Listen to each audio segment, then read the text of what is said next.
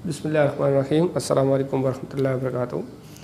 Students, आज हम नया चैप्टर स्टार्ट करने जा रहे हैं। चैप्टर नंबर 26 जिसका नाम है करंट एंड रेजिस्टेंस। ठीक है, इस चैप्टर में हम इलेक्ट्रिक करंट और फिर इलेक्ट्रिकल रेजिस्टेंस के बारे में पढ़ने वाले हैं। और हम सबसे पहले जो आगाज़ करने जा रहे हैं ये है electric current. So first of all we are going to discuss about electric current. ठीक है, तो सबसे पहले तो अगर हम वर्ड के हिसाब से देखें तो करंट आमतौर पे फ्लो के लिए यूज़ होता है और इलेक्ट्रिक का वर्ड जो है ये आमतौर पे इलेक्ट्रिकल चार्ज को इंडिकेट करता है। ठीक है, तो इलेक्ट्रिक करंट का मतलब है फ्लो ऑफ इलेक्ट्रिकल चार्ज। ठीक है, तो लूजली स्पीकिंग हम इसको कह सकते हैं इलेक्ट्रिक करंट का मतलब होता है फ्लो ऑफ इलेक्ट्रिकल चार्ज। लेकिन हमें पता है कि इलेक्ट्रिक करंट जो है आमतौर पर कंडक्टर्स के अंदर प्रोड्यूस किया जाता है। तो अगर हम ये अज्यूम कर लें कि फॉर एग्ज़ाम्पल एक कंडक्टर है, यूँ कह लीजिए कि ये एक कंडक्टिंग वायर है और इस वायर के अक्रॉस लेट से हम एक बैटरी कनेक्ट करते हैं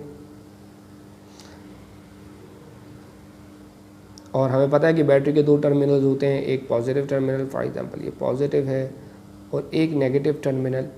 ठीक है, तो ये पॉजिटिव और नेगेटिव टर्मिनल की मदद से हम पोटेंशियल डिफरेंस क्रिएट करते हैं। ठीक है, तो ये पॉजिटिव है तो डेफिनेटली ये पॉजिटिव यहाँ पर, और ये नेगेटिव है तो यहाँ पर नेगेटिव पोटेंशियल डिफरेंस आ जाएगा। ठीक है, अब जितने भी कंडक्टर्स होते हैं ये याद रखें, कंडक्टर वो मटेरियल्स होते हैं जिनके अंदर फ्री इलेक्ट्रॉन्स मौजूद होते हैं। ठीक है, तो जैसे ही हम पोटेंशियल डिफरेंस क्रिएट करते हैं with help of battery across a conductor, तो इसमें मौजूद जो फ्री इलेक्ट्रॉन्स होते हैं, याद रखें ये फ्री इलेक्ट्रॉन पहले से ही रैंडम मोशन में होते हैं। ठीक है, लेकिन जैसे ही हम पोटेंशियल डिफरेंस क्रिएट करते हैं अब ये एक ख़ास डायरेक्शन में जाना शुरू हो जाते हैं, और ये कि नेगेटिव है तो ये नेगेटिव से पॉजिटिव की तरफ मूव करना शुरू हो जाते हैं। ठीक है, याद रखें कि जब हम पोटेंशियल डिफरेंस क्रिएट करते हैं तो यहाँ पर हायर पोटेंशियल है या लोअर पोटेंशियल है, इन दोनों के दरमियान एक इलेक्ट्रिक फील्ड जनरेट हो जाती है। और वो जो इलेक्ट्रिक फील्ड होती है, हमें पता है कि आमतौर पर इलेक्ट्रिक फील्ड में हमने पढ़ा था पॉजिटिव चार्ज में इलेक्ट्रिक फील्ड इनसाइड से आउटसाइड होती है और नेगेटिव में आउटसाइड से इनसाइड। तो जो इलेक्ट्रिक फील्ड होती है उसकी डायरेक्शन कुछ इस तरह होती है। ठीक, this is the direction of electric field. ठीक है, जबकि ये जो इलेक्ट्रॉन्स हैं ये इस इलेक्ट्रिक फील्ड के अगेंस्ट मूव कर रहे हैं, यानी ये पॉजिटिव चार्ज, यूँ कह लीजिए ये पॉजिटिव चार्ज इन इलेक्ट्रॉन को अपनी तरफ अट्रैक्ट कर रहे हैं। अब अगर इस वायर का एक ख़ास क्रॉस सेक्शनल एरिया, यानी यूँ कह लीजिए कि इस वायर का अगर मैं क्रॉस सेक्शनल एरिया देखूं, फॉर एग्जांपल मैं इस जगह देख रहा हूँ, तो लेट से ये क्रॉस सेक्शनल एरिया है इसका। ठीक है, अब इस क्रॉस सेक्शनल एरिया में से यूनिट टाइम में, यानी यूँ कह लीजिए कि एक सेकेंड में जितने चार्ज गुजर जाएंगे, इस चीज़ को हम कहेंगे इलेक्ट्रिक करंट। यानी इलेक्ट्रिक करंट का मतलब क्या है कि इस कंडक्टिंग वायर के इस क्रॉस सेक्शनल एरिया में से एक सेकेंड में या यूनिट टाइम में जितने चार्ज पास हो जाएंगे, इस चीज़ को हम कहेंगे इलेक्ट्रिक करंट। तो एक सेकेंड में क्रॉस सेक्शनल एरिया से जितने चार्ज पास होंगे this will be known as electric current या यूनिट टाइम में। ठीक है, तो इसलिए इसको हम डिफाइन इस तरह करते हैं। What is electric current? Electric current is the time rate of flow of electric charge through a region भी कह सकते हैं हम, या through a cross sectional area भी कह सकते हैं, through the cross sectional area. ठीक है जी, तो the time rate of flow of electric charge through the cross sectional area. ठीक है, मैथमेटिकली अगर हम इसको लिखना चाहें तो देखिए मैथमेटिकली ये याद रखें कि हम करंट के लिए जो सिंबल यूज़ करते हैं वो आई का करते हैं। ठीक है, और rate of change of charge flow of charge है तो इसलिए इसके लिए हम डेरिवेटिव का साइन यूज़ करते हैं, D Q divided by D T. बिल्कुल इसी तरह याद रखें कि जो इलेक्ट्रिक करंट है, इस करंट इलेक्ट्रिक करंट के लिए rate of flow of charge जो है ये एक्सप्रेशन हम यूज़ करते हैं, और इसके लिए जो यूनिट यूज़ होता है, इसका जो एसआई यूनिट है करंट का, ये होता है एम्पेयर। ठीक है, इलेक्ट्रिक करंट को हम एम्पेयर्स में मेजर करते हैं। आपको नज़र आ रहा है कि ये जो चार्ज हैं ये फ्लो करते हुए जा रहे हैं। अगर हमें सिर्फ चार्ज कैलकुलेट करना हो एक ख़ास वक्त के अंदर, एक टाइम टी के अंदर, हमें ये मालूम करना हो कितना चार्ज पास हो गया, तो वो भी हम इस एक्सप्रेशन से फाइंड आउट कर सकते हैं। ठीक है, let me write to find charge in time. ठीक है, कितने टाइम में? टी टाइम में। शुरू में टाइम 0 है, फिर टी, यानी यूँ कह लीजिए 0 से टी। ठीक है, इतने टाइम में अगर हम ये देखना चाहें कितना चार्ज गुजरा है, एक टाइम टी है, उस टाइम में हम देखना चाह रहे हैं कितना चार्ज यहाँ से पास हुआ है, तो हम उसके लिए ये कर सकते हैं कि इस एक्सप्रेशन को रीअरेंज कर सकते हैं, और हमें करना ही होगा कि हमें, क्योंकि चार्ज रिक्वायर्ड है तो इस डी टी को वहाँ लेके जाएंगे, तो ये एक्सप्रेशन बनेगा d q is equals to i d t. ठीक है, और फिर इसे हम इंटीग्रेट करेंगे दोनों तरफ, तो जब हम इसे इंटीग्रेट करेंगे तो यहाँ डेरिवेटिव का साइन इंटीग्रल से कैंसिल आउट हो जाएगा, ये आ जाएगा क्यू और यहाँ आ जाएगा इंटीग्रल आई डी टी। ठीक है, और इंटीग्रल की जो लिमिट होगी वो डेफिनेटली 0 से टी तक होगी, क्योंकि इतने टाइम के अंदर हम चार्ज फाइंड आउट करना चाह रहे हैं। ठीक है, सो हमने दो एक्सप्रेशंस देखे, एक हमने देखा कि इलेक्ट्रिक करंट क्या होता है और उसका एक्सप्रेशन क्या है, और साथ साथ ही अगर हमें कहीं पर इलेक्ट्रिक करंट की इंफॉर्मेशन हो और हमें चार्ज फाइंड आउट करना हो तो एक्सप्लिसिटली, तो फिर हम इस एक्सप्रेशन को यूज़ करके चार्ज फाइंड आउट कर सकते हैं। ठीक है, अब करंट जो है is a flow of charge, तो इसकी जो डायरेक्शन होती है, डायरेक्शन ऑफ करंट। ठीक है, तो याद रखें कि जो करंट होता है ये दो तरह का होता है। एक डायरेक्शन के हिसाब से हम बात कर रहे हैं, एक को हम कहते हैं कन्वेंशनल करंट। ठीक है, एक कहलाता है कन्वेंशनल करंट और दूसरा कहलाता है इलेक्ट्रॉनिक करंट। Electronic current. ठीक है, सबसे पहले इलेक्ट्रॉनिक करंट की बात करते हैं। इलेक्ट्रॉनिक करंट का मतलब होता है कि फ्लो ऑफ इलेक्ट्रॉन्स। आप यहाँ देख रहे होंगे ये बैटरी का नेगेटिव टर्मिनल है, ये बैटरी का पॉजिटिव टर्मिनल है। ठीक है, इलेक्ट्रॉन जो है वो नेगेटिव से पॉजिटिव की तरफ जा रहे हैं। इलेक्ट्रॉन के फ्लो की जो डायरेक्शन है इसे हम कहते हैं इलेक्ट्रॉनिक करंट। ठीक है, और इलेक्ट्रॉनिक करंट जो होता है वो बैटरी के नेगेटिव टर्मिनल से पॉजिटिव की तरफ होता है। नेगेटिव टर्मिनल से जो इसकी डायरेक्शन होती है वो नेगेटिव टू पॉजिटिव टर्मिनल होती है। ठीक है, this is known as electronic current. दूसरा है कन्वेंशनल करंट। कन्वेंशनल करंट में जो करंट की डायरेक्शन होती है वो पॉजिटिव से नेगेटिव की तरफ होती है। ठीक है, इलेक्ट्रॉन यानी नेगेटिव चार्ज इस तरफ जा रहे हैं तो इसका मतलब पॉजिटिव चार्ज उस तरफ जा रहे हैं। ठीक है, तो कन्वेंशनल करंट जो होता है उसकी डायरेक्शन बैटरी के पॉजिटिव टर्मिनल से नेगेटिव की तरफ होती है, पॉजिटिव से नेगेटिव की तरफ। तो आमतौर पे जब करंट की डायरेक्शन की बात की जाती है तो वो कन्वेंशनल करंट होता है और हम उसको लेते हैं पॉजिटिव से नेगेटिव की तरफ। दर हकीकत इलेक्ट्रॉन जो मूव कर रहे होते हैं वो नेगेटिव से पॉजिटिव की तरफ मूव कर रहे होते हैं। ठीक है, तो इसलिए उसके लिए हम वर्ड इस्तेमाल करते हैं electronic current. So this is about the direction of current. अब इसके साथ इलेक्ट्रिक करंट के साथ एक टर्मिनोलॉजी और यूज़ होती है, समटाइम ये हमारे लिए यूज़फुल होती है, and this terminology is known as current density. So let's talk about current density.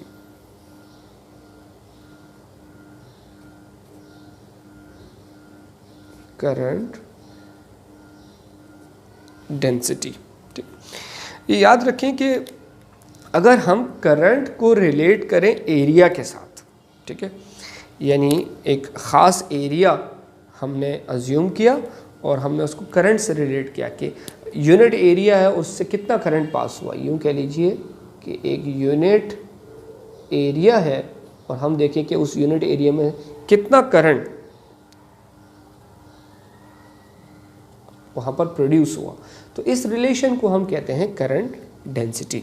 और इसको डिफाइन ऐसे करते हैं, the current per unit area, ठीक है, the current per unit area is called current density, ठीक है। और करंट डेंसिटी जो है इसके लिए एक्सप्रेशन डेफिनेटली इसको हम लिखते जे से, और इसके लिए जो एक्सप्रेशन होगा वो क्या होगा, करंट है तो करंट के लिए हम आई यूज़ करते हैं और एरिया है तो एरिया के लिए हम यूज़ करते हैं ए, इसलिए इसके लिए जो एक्सप्रेशन बनेगा वो बनेगा आई अपॉन ए।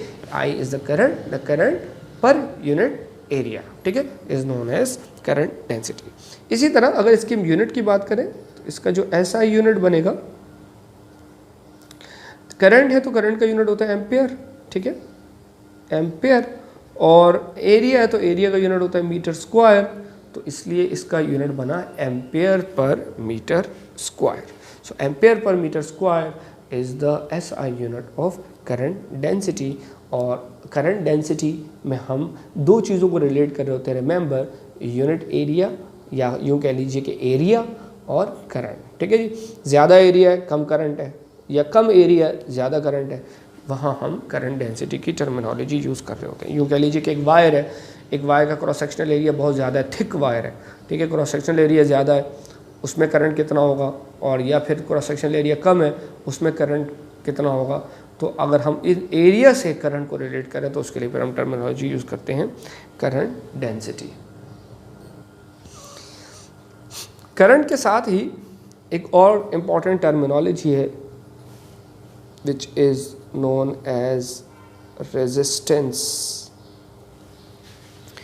देखिए स्टूडेंट, याद रखें कि जब इलेक्ट्रॉन किसी कंडक्टर में फ्लो करते हैं तो डेफिनेटली ये कंडक्टर अंदर से खाली नहीं होता, बल्कि ये एटम्स से बना हुआ है, और ये इलेक्ट्रॉन उस कंडक्टर के एटम से टकराते हैं, कोलिजन होता है, और इनको रुकावट का सामना करना पड़ता है फ्लो के दौरान। तो जब इलेक्ट्रॉन किसी कंडक्टर से पास हो रहे हों और वो उस कंडक्टर के एटम से टकरा रहे हों, फ्रिक्शन हो, फ्रिक्शन की वजह से उनके फ़्लो में रुकावट पैदा हो रही हो, तो आसान अल्फाज में उस रुकावट को हम कहते हैं रेजिस्टेंस, ठीक है। और इसको हम डिफ़ाइन ऐसे कर सकते हैं,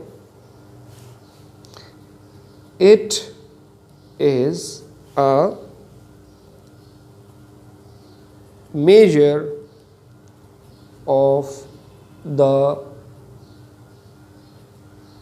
opposition to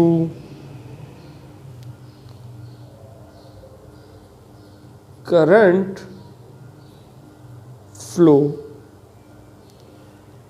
in a substance, ठीक है।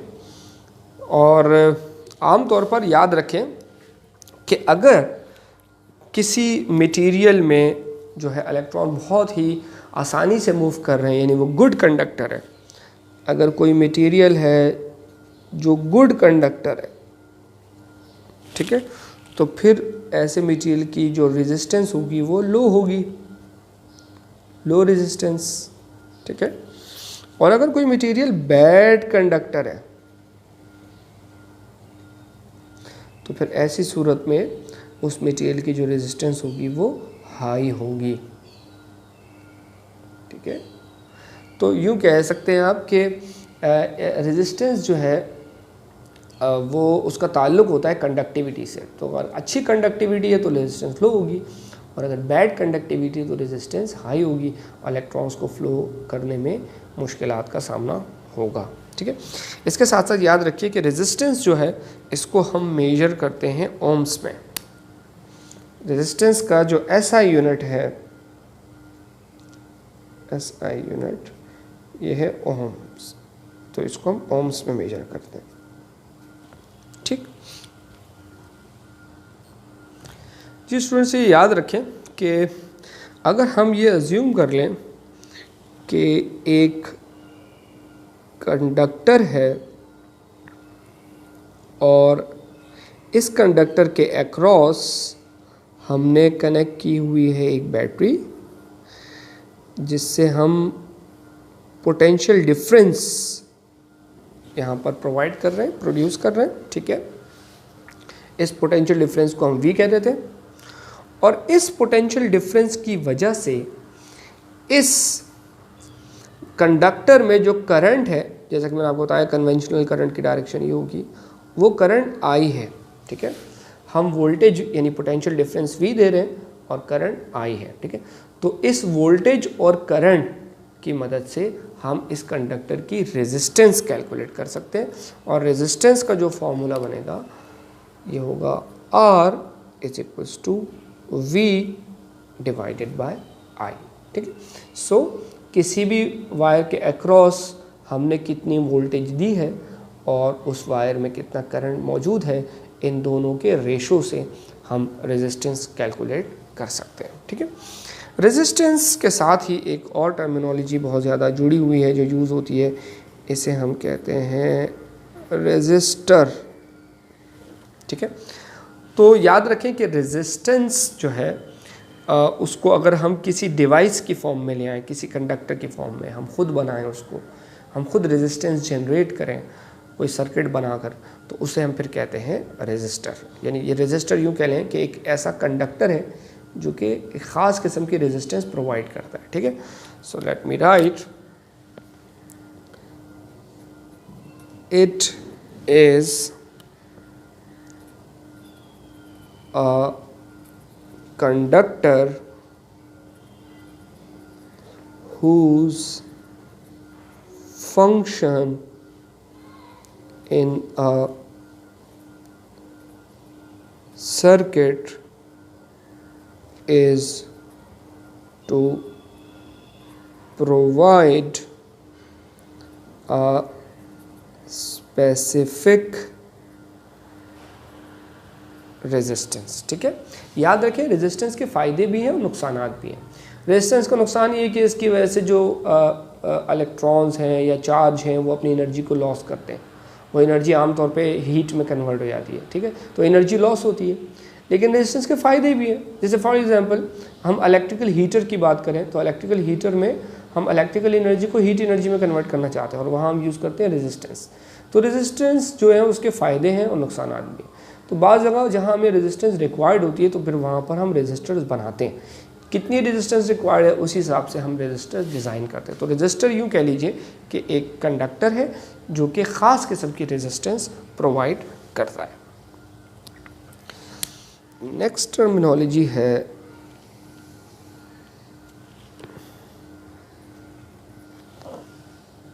Resistivity.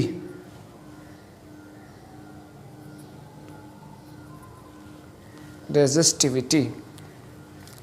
First, let me write the definition.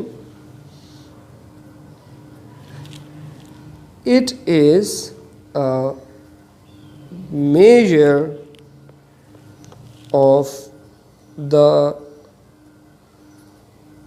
resistance of a given size of a specific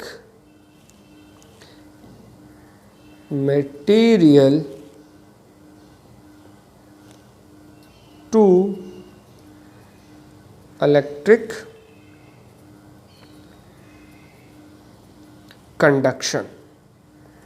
ठीक है, यानी आप यूँ कह सकते हैं कि ये रेजिस्टिविटी जो है ये दरअसल किसी भी मटेरियल की कंडक्शन को रिलेट करती है उस मटेरियल की नेचर के साथ, ठीक है। यानी आप यूँ कह सकते हैं कि जैसे कॉपर है तो उसकी जो कंडक्शन है वो आयरन के मुकाबले में डिफरेंट होगी, और इस तरह ब्रास के मुकाबले में उसकी कंडक्शन डिफरेंट होगी। तो अगर हम किसी मटेरियल की जो कंडक्शन है या यूँ कह लीजिए रेजिस्टेंस है उसको उस मटेरियल की नेचर से रिलेट करें तो उसके लिए हम टर्म इस्तेमाल करते हैं रेजिस्टिविटी। तो याद रखें कि अगर कोई मटेरियल ऐसा है, बल्कि मैं इसको लिख देता हूँ पहले, it depends upon the nature of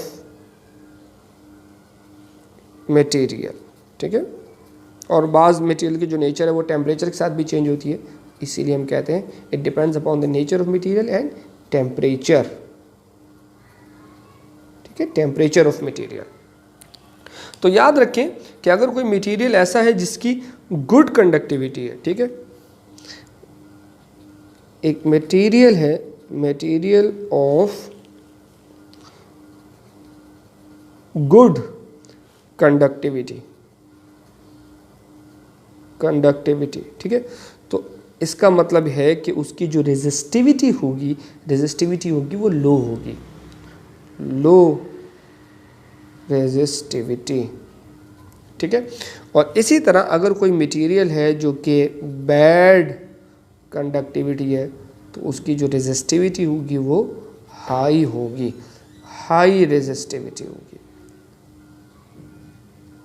ठीक है। यहाँ ये टर्म बहुत ज़रूरी है कि हम मटेरियल की बात कर रहे हैं, हम बार बार मटेरियल, नेचर ऑफ मटेरियल से रिलेट कर रहे हैं रेजिस्टिविटी को। So resistivity correspond to the nature of material. हर मटेरियल की जो रेजिस्टिविटी होती है वो डिफरेंट होती है। मैथमेटिकली अगर हम रेजिस्टिविटी को डिफ़ाइन करना चाहें तो मैथमेटिकली हम इसको इस तरह डिफ़ाइन करते हैं। रेजिस्टिविटी को आमतौर पे हम रो के सिंबल से शो करते हैं और हम ये कहते हैं कि रेजिस्टिविटी जो है इसको हम कैलकुलेट कर सकते हैं with the help of the ratio of electric field, magnitude of electric field and current density, ठीक है। यानी इसको कैलकुलेट करने के लिए हमें करना क्या होगा, हमें magnitude of electric field intensity divide इसको करना होगा विथ करंट डेंसिटी से, ठीक है। जैसे फॉर एग्जांपल, ठीक है, ये रो आ गया हमारे पास, magnitude of electric field intensity, electric field intensity को हम ई से शो करते हैं, और डिवाइडेड बाय करंट डेंसिटी, हमने अभी पिछली स्लाइड में देखा करंट डेंसिटी को हम जे से शो करते हैं, ठीक है। फॉर एग्जांपल इसे हम कह देते हैं इक्वेशन नंबर 1। अब स्टूडेंट से याद रखें कि अगर हम ये अज्यूम कर लें कि हमारे पास एक कंडक्टर है और हमने इस कंडक्टर के अक्रॉस एक बैटरी लगाई और इसके अक्रॉस बैटरी लगा के हमने इसमें इलेक्ट्रिक फील्ड जनरेट कर ली, तो अगर हम ये अज्यूम कर लें कि इस कंडक्टर की जो लेंथ है वो L है, ठीक है, और हमने जो इसके अक्रॉस पोटेंशियल डिफरेंस जनरेट किया है, फॉर इंस्टेंस लेट्स से ये पोटेंशियल डिफरेंस V है, ठीक है, और इसमें जो इलेक्ट्रिक फील्ड जनरेट हुई है वो E है। तो हमने पिछले लेक्चर्स में पढ़ा है कि V और E का जो आपस में रिलेशन होता है वो कुछ इस तरह होता है कि V is equal to EL, where L is the length of conductor, और अगर इसको हम रीअरेंज करें तो E would be equals to V divided by L, ठीक है। तो याद रखें हमने V पोटेंशियल डिफरेंस जनरेट किया एक ऐसी वायर जिसकी लेंथ L है, और इस पोटेंशियल डिफरेंस की वजह से हमने यहाँ पे इलेक्ट्रिक फील्ड जनरेट की, तो ये इलेक्ट्रिक फील्ड जो होगी ये V/L के बराबर होगी। इसके साथ साथ हमने पीछे भी स्लाइड में देखा कि जो करंट डेंसिटी है इसको हम डिफाइन करते हैं the current per unit area. लिहाजा इन दोनों एक्सप्रेशंस को हम पुट करने जा रहे हैं इक्वेशन नंबर 1 में।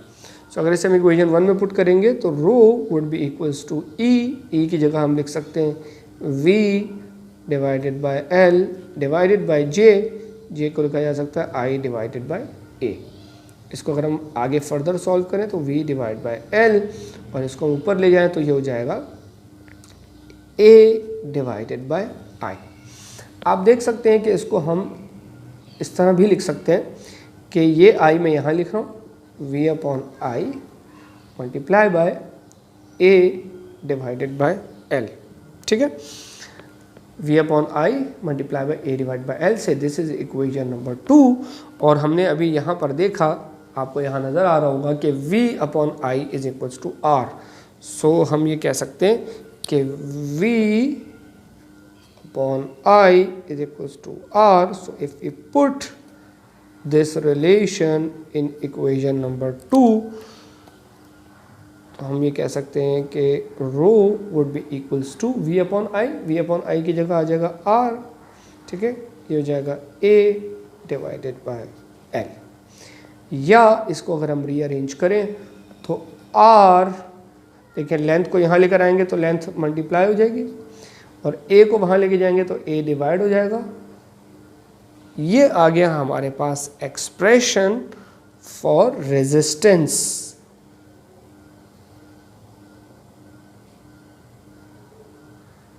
ठीक है, this is expression for resistance, this r is resistance. और आपको यह नज़र आ रहा होगा कि जो रेजिस्टेंस है ये हमने इस वायर की रेजिस्टेंस कैलकुलेट कर ली और ये जो रेजिस्टेंस है ये 3 पैरामीटर्स पर डिपेंड कर रही है। ठीक है, वो 3 पैरामीटर्स कौन कौन से हैं? एक तो हमारे पास ये है A is the cross sectional area. ठीक है, L is the length and rho is the resistivity which corresponds to the nature of material. ठीक है, तो यानी हम यूँ कह सकते हैं कि किसी भी वायर या किसी भी कंडक्टर की जो रेजिस्टेंस होती है वो उस वायर की लेंथ, उसके क्रॉस सेक्शनल एरिया और उसके साथ साथ उस वायर के जो मटेरियल की नेचर है उस पर भी डिपेंड करती है। यानी हम यूँ कह सकते हैं कि अगर हम 2 वायर्स लें, दोनों की लेंथ और एरिया सेम हो लेकिन मटेरियल अलग अलग हो, एक कॉपर है एक आयरन है, तो दोनों की रेजिस्टेंस सेम नहीं होगी, दोनों की रेजिस्टेंस डिफरेंट होगी। बट रिमेंबर रेजिस्टिविटी जो है it depends upon the nature of material and temperature only. ठीक है जी, आप किसी वायर को बेंड कर दें, कुछ भी कर दें तो उससे उसकी रेजिस्टिविटी पे कोई असर नहीं पड़ेगा। हाँ, किसी भी वायर की जो लेंथ चेंज कर दें, एरिया चेंज कर दें तो उससे उसकी रेजिस्टेंस चेंज होगी लेकिन रेजिस्टिविटी पर कोई इम्पैक्ट नहीं पड़ेगा। इसके बाद नेक्स्ट हमारा टॉपिक है Ohm's law.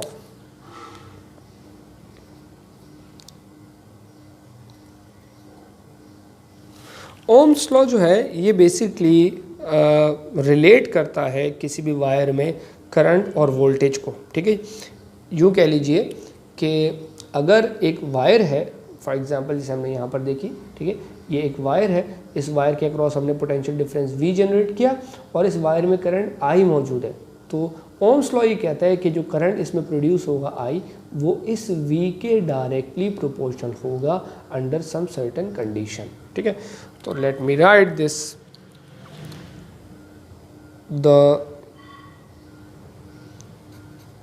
the current through a conductor is directly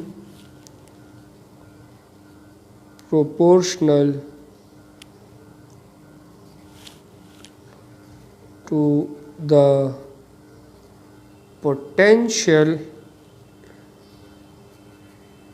difference applied across the conductor at constant constant resistance. ये बड़ी इम्पॉर्टेंट चीज़ है कि याद रखें कि करंट और वोल्टेज या पोटेंशियल डिफरेंस आपस में डायरेक्टली प्रोपोर्शनल होते हैं, लेकिन उसमें कंडीशन अहम क्या है, जब रेजिस्टेंस कांस्टेंट हो। अगर रेजिस्टेंस कांस्टेंट नहीं है तो फिर करंट और वोल्टेज दोनों एक दूसरे के डायरेक्टली प्रोपोर्शनल होना ज़रूरी नहीं है।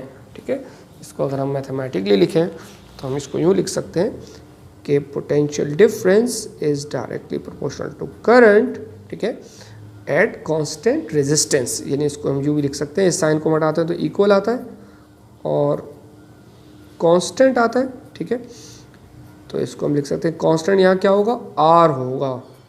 ठीक है, या इसको अरेंज करके हम लिख सकते हैं V equals to I R. और रिमेंबर कि यहाँ जो R है ये कांस्टेंट है, वेयर R इज कांस्टेंट। ठीक है, तो यहाँ तक हम लोगों ने इलेक्ट्रिक करंट के बारे में पढ़ा, हमने करंट डेंसिटी के बारे में पढ़ा, हमने रेजिस्टेंस के बारे में पढ़ा, रेजिस्टर्स के बारे में पढ़ा, रेजिस्टिविटी देखी और हमने ओम्स लॉ देखा। अब हम एक प्रॉब्लम करने जा रहे हैं, न्यूमेरिक प्रॉब्लम, जिसमें हम इन आइडियाज़ को और इन टर्मिनोलॉजीज और डेफिनेशन जो हमने पढ़ी हैं उनको यूज़ करने जा रहे हैं। स्टूडेंट्स, ये सैम्पल प्रॉब्लम है।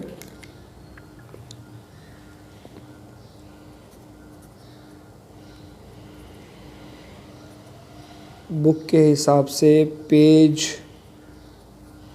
नंबर 691। ठीक है, इसमें कहा गया है a rectangular block of iron has dimension 1.2 centimetre multiply by 1.2 centimetre multiply by 15 centimetre. एक रेक्टेंगुलर ब्लॉक है जिसकी डायमेंशंस हमें गिवन है 1.2 centimetre multiply by 1.2 centimetre multiply by 15 centimetre. ठीक है, मैं अगर इसको ग्राफिकली बताऊं तो इसका मतलब ये है कि एक रेक्टेंगुलर ब्लॉक है, यूँ कह लीजिए ये एक रेक्टेंगुलर ब्लॉक है और इस ब्लॉक की डायमेंशंस हमें गिवन है। ठीक है, आपको नज़र आ रहा है कि यहाँ 1.2, 1.2, 15, तो यकीनन 15 जो है वो इसकी लेंथ होगी, 15 सेंटीमीटर इसकी लेंथ हो जाएगी। ठीक है, और 1.2 इसकी ये वाली साइड होगी, विड्थ कह लीजिए आप इसको, और 1.2 इसकी हाइट होगी। ठीक है, तो आपको नज़र आ रहा होगा इसका ये वाला जो फेस है ये स्क्वायर नुमा है, क्योंकि इसकी ये दोनों साइड जो हैं इनकी लेंथ बराबर है। ठीक है, तो इसलिए इसको हम कहेंगे square face, this is square face. ठीक है, और इसका ये वाला फेस जो है ये अगर आप देखें इस वाले फेस को तो ये लेंथ ज़्यादा है, ये इसके मुकाबले में ये कम है, it's just like a rectangle, इसलिए इस फेस को हम कहते हैं रेक्टेंगुलर फेस, रेक्टेंगुलर फेस। ठीक है, अब इसको देखते हुए हम ये कह सकते हैं, मैं इस डायमेंशन को इस तरह लिख सकता हूँ कि लेंथ हमारे पास 15 सेंटीमीटर है। ऑफ कोर्स अगर इसको हम मीटर में कन्वर्ट करेंगे तो हमें इसे 100 से डिवाइड करना होगा, तो ये हो जाएगा 0.15 मीटर। ठीक है, हमारे पास विड्थ और हाइट ये हैं 1.2 सेंटीमीटर, 100 से डिवाइड करेंगे तो 0.012 मीटर हो जाएगा। ठीक है, a potential difference is to be applied to the block between the parallel sides. What is the resistance of the block if the parallel sides are number 1 square and dimension है 1.2 multiply by 1.2 और दूसरी है the two rectangular sides with dimension 1.2 multiply by 15। ठीक है, तो कह रहे हैं कि जी हमें बतानी है कि इसकी स्क्वायर फेस की रेजिस्टेंस क्या होगी एक तो हमें इसके स्क्वायर फेस की रेजिस्टेंस बतानी है, रेजिस्टेंस को हम R से लिखते हैं, and this is for square face जिसकी डायमेंशन हमें इन्होंने बताई है 1.2 सेंटीमीटर मल्टीप्लाई बाय 1.2 सेंटीमीटर। और दूसरा हमें इसके रेक्टेंगुलर फेस की रेजिस्टेंस बतानी है जिसकी डायमेंशन इन्होंने दी है 1.2 सेंटीमीटर इंटू 15 सेंटीमीटर। ठीक है, यानी आप यूँ कह लीजिए कि ये जो रेक्टेंगुलर ब्लॉक है इसके साथ हम जो बैटरी कनेक्ट कर सकते हैं वो इस तरह कर सकते हैं कि अगर एक वायर हम यहाँ कनेक्ट करें, एक वायर हम यहाँ कनेक्ट करें। ठीक है, यानी इसको अगर हम इस तरह अरेंज करें, फॉर एग्जांपल एक वायर यहाँ कनेक्ट की जाए और एक वायर यहाँ कनेक्ट की जाए। ठीक है, एक अरेंजमेंट इसकी ये हो सकती है, फॉर एग्जांपल ये पॉजिटिव है, ये नेगेटिव है। ठीक है, तो अब करंट ऐसे फ्लो करेगा, करंट की जो फ्लो की डायरेक्शन होगी वो इस तरह होगी। ठीक है, करंट की फ्लो की डायरेक्शन ऐसे होगी, ऐसे होगी। तो हमने जैसा कि अभी पीछे देखा कि जो रेजिस्टेंस होती है हमारे पास, रेजिस्टेंस का जो फॉर्मूला हम लोगों ने अभी पीछे डिराइव भी किया, this is equals to rho L divided by A. तो अगर करंट ऐसे फ्लो कर रहा है तो जो एरिया होगा वो इसका होगा हमारे पास। ठीक है, इसका एरिया होगा, स्क्वायर फेस का जो एरिया होगा वो हम कैसे कैलकुलेट करेंगे, ये होगा rho L divide by A. A is the area of this, और आपको पता है स्क्वायर का जो एरिया होता है वो दो साइड्स को आप मल्टीप्लाई कर दें, सिंपल। ठीक है, तो इसको हम कह सकते हैं width multiply by height. This would B resistance for the square face, मैं एस क्यू लिख रहा हूँ यहाँ पर। ठीक है, दूसरा है रेक्टेंगुलर फेस। रेक्टेंगुलर फेस का मतलब क्या है कि बैटरी को हम यहाँ और यहाँ कनेक्ट ना करें, बल्कि बैटरी की एक वायर हम यहाँ कनेक्ट करें और दूसरी वायर हम यहाँ कनेक्ट करें। यूँ कह लीजिए कि यहाँ पॉजिटिव, यहाँ नेगेटिव। तो अब करंट की जो फ्लो की डायरेक्शन होगी वो इस तरह होगी। ठीक है, तो अब जो एरिया आएगा वो इसका आएगा, रेक्टेंगुलर फेस का एरिया आएगा हमारे पास। ठीक है, तो एज अ रिजल्ट, और लेंथ जो होगी हमारे पास अब वो ये वाली होगी, इस वाली को हमने कहा है W, लिहाजा अब जो हमारे पास फॉर्मूला होगा वो होगा R rectangle is equals to rho W divided by, इसका एरिया अगर हम कैलकुलेट करना चाहेंगे इस वाले फेस का तो ये होगा length multiply by height, so length multiply by height. So this would be the formula for rectangular face resistance.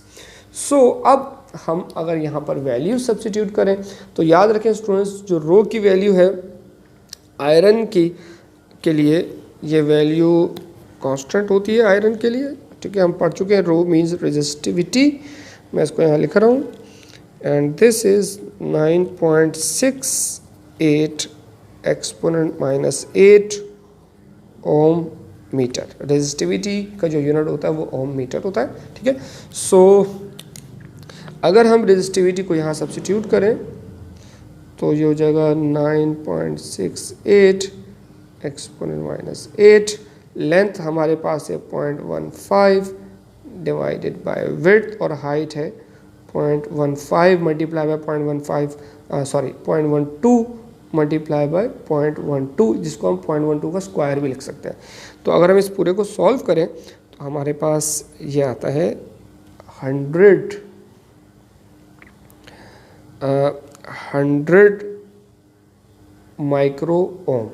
ठीक है, इसी तरह अगर हम यहाँ वैल्यूज रखेंगे तो 9.68, ठीक है, multiply by 10 power minus 8, W is 0.012, I am sorry मैंने यहाँ पे 0.12 लिखा है, ये दोनों 0.012 है, 0.012। ठीक है, और दो मरतबा थे तो इसका स्क्वायर था, तो ये याद रखिएगा।